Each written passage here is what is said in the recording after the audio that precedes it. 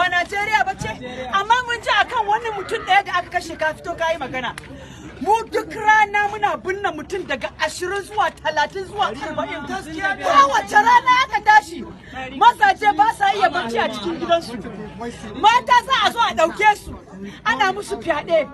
Baba ko ba ka da iyaye baba, kana da mata, kana da 'ya'ya baba. Yau idan 'ya'yanka ake yi haka baba me za ka yi? Baba yau in 'ya'yanka ne mu ya za ka yi baba? Baba kar ka manta. Duk da bala'in da muke ciki baba mun fito mun zaɓe ka Zamfara. Wallahi mun fi ƙarfin ka wulaƙanta mu baba. Mun zo kuma mu yi protest. Cikin sojojinka baba an dake mu. Baba an tura mu, muna da kuma videos. Baba ka kalli security din da aka saka mana, kowanne a shirye yake sa bindiga ya harbe mu. Baba mun shirya zama, ko za a kashe mu, ko za a ɗauki ranmu, ko za a datsa mu baba. Sai kun yi adresi 'yan uwanmu da ake kashewa. Enough is enough. What do we want? Stop the killing. What do we want? Stop the killing. What do we want? Stop the killing. Okay, thank you.